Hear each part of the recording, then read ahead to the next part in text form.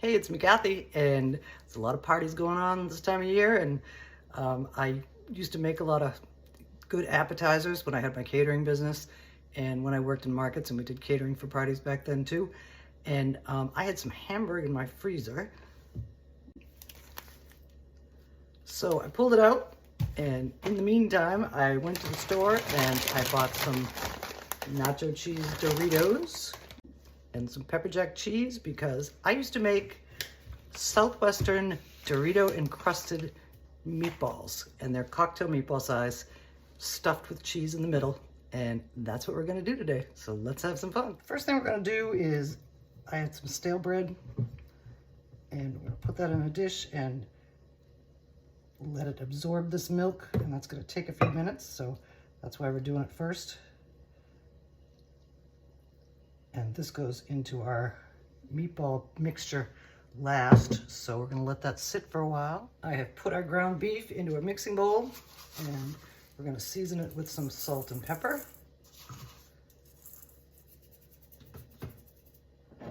Some garlic powder.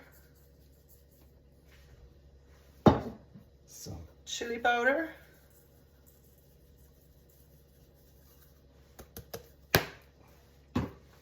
Some cumin. Some smoked paprika. This is my favorite mix, closest to taco sauce, taco spice, taco seasoning. And some cilantro.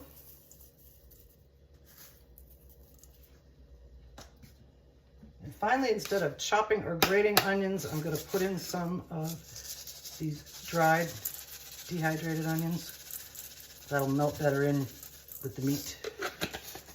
And now we're gonna blend this together. Okay, in we go to blend our seasonings in with our beef.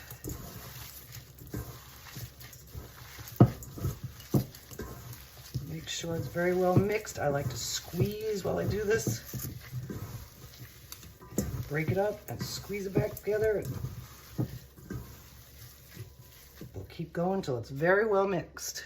Our seasonings are well incorporated. And the next thing we're gonna do is beat an egg. And in that goes. My rule of thumb for meatloaf and meatballs is 1 egg per pound of ground beef. Doesn't have to be yours, but it's mine. For a little more flavor and a little more moisture, we're gonna add a good sized squeeze of tomato paste.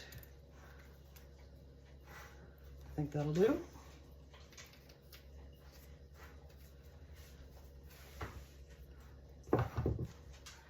I'm thinking I might only use 1 of these bread slices. The first thing I'm going to do is squeeze out the excess moisture.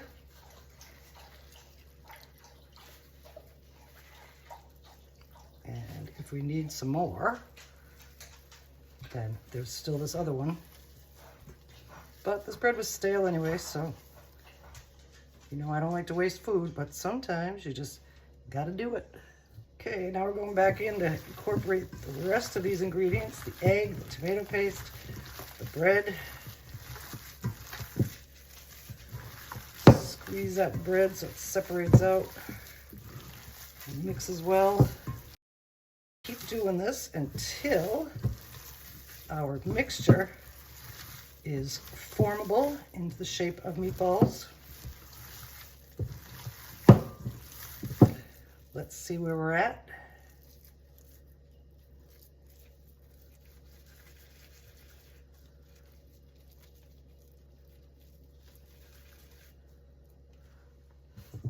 Our meatball mixture is very nicely blended, and now we're going to portion it out onto a sheet pan. And unfortunately, my other 2 scoopers are way too big for cocktail-sized meatballs.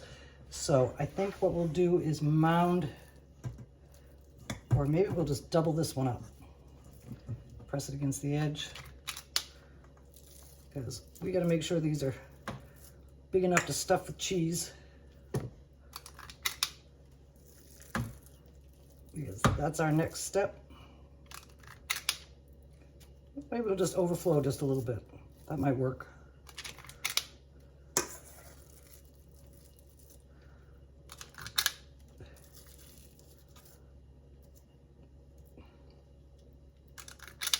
let's see how we do. We're gonna keep going. They're pretty even, and some are a little bigger than others. So we just take some of the meat off the bigger ones and attach them to the smaller ones. And then we're gonna move on to the next step. The pepper jack that I bought is pre-sliced, and what we're gonna do is make a little stack and make little cubes out of them that will fit into these meatballs. I think thirds will be a good size. We'll go this way and this way, and then this way, and this way. And we have a pepper jack cube about yo big. Here we have 24 little cubes for our 24 little meatballs, and now we're gonna form them up. Okay, each one of these gets a cube. We're gonna insert them all the way across. Oh, Kelly talking. Each one of our meatballs has a little cube of cheese, or fake cube made out of slices. Now we're gonna finish them up. Pick up the meatball, press in the cube, surround the cheese with the meat, give it a roll, and there's what they look like. We'll do it again. Pick it up, press it in, form it around, give it a roll, and now we're going to continue on with all of our meat. Our meatballs are all stuffed up and formed up. They smell like they're going to be real good. And now we're going to move on to the next step, and then we're going to finish them up. It's time now for us to crush up our Doritos.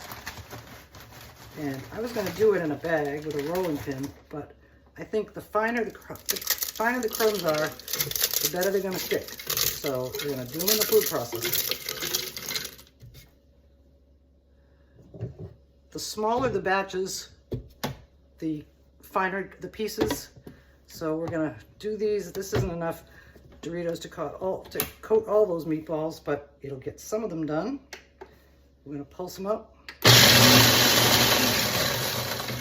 Our first batch of crumbs is done, and I'm going to transfer them into a pie plate, or you can put them on a baking sheet, because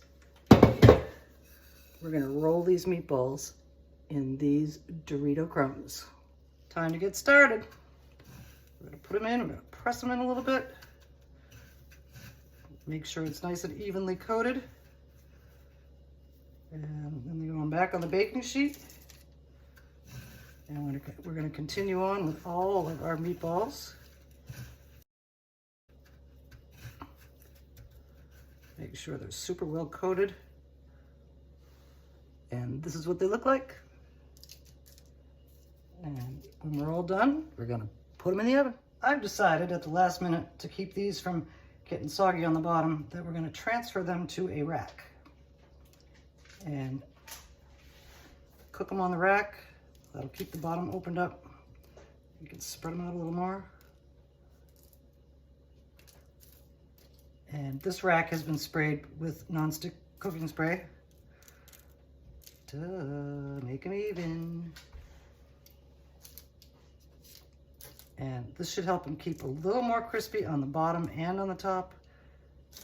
Crispy evenly all around. And the oven's ready, 350, and we're going in just a minute. We are now transferred to our rack above a sheet pan. Now we're gonna spray them down with some non-stick cooking spray, top and bottom. The bottom part was already sprayed.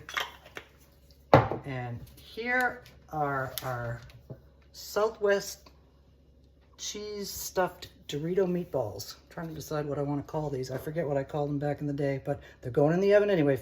We'll come up with a name. Our meatballs are out of the oven. I think maybe we'll call these crispy nacho cheese meatballs. And here's a close-up. We got a little cheese leakage from some of them, but that's acceptable. And here's what they look like up close. And pretty soon we're gonna see what they look like on the inside, and we're gonna serve them up.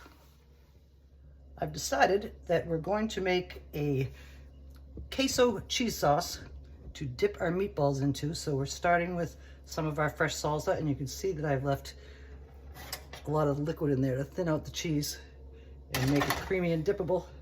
This is over medium heat, and in comes the cheese next. This is American cheese. I like to use that because it's melty. Velveeta's always also good too, but you could use cheddar if you wanted to, or pepper jack or something else. I lost a piece. We're gonna stir it up. We might need a little bit more salsa, but let's see how it goes. And it'll be pretty melted pretty soon. Divide up some of these pieces so they melt faster.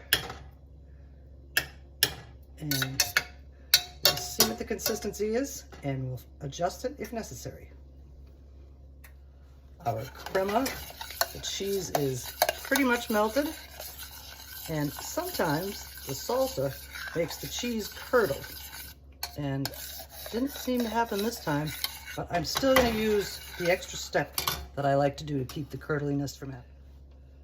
We are going to stir in just a little bit, about a tablespoon or so of sour cream. Get that all in there.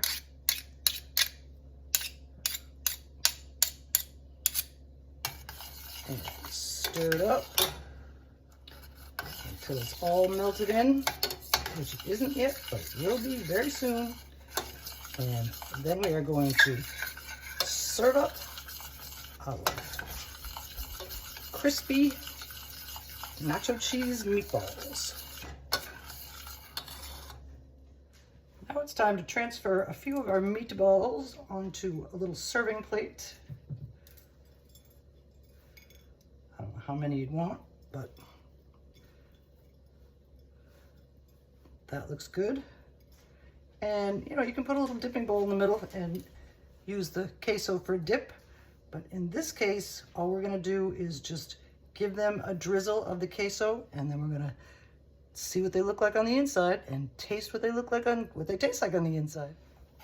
This queso is so creamy, and we're gonna just give these guys just a little bit of drizzle.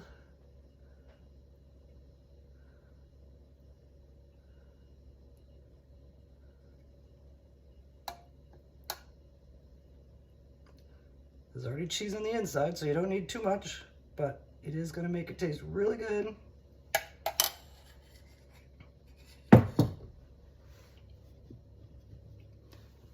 And there you have them. Clean up the plate so they present better. Just like that. And now we're gonna color them up with just a little sprinkle of cilantro.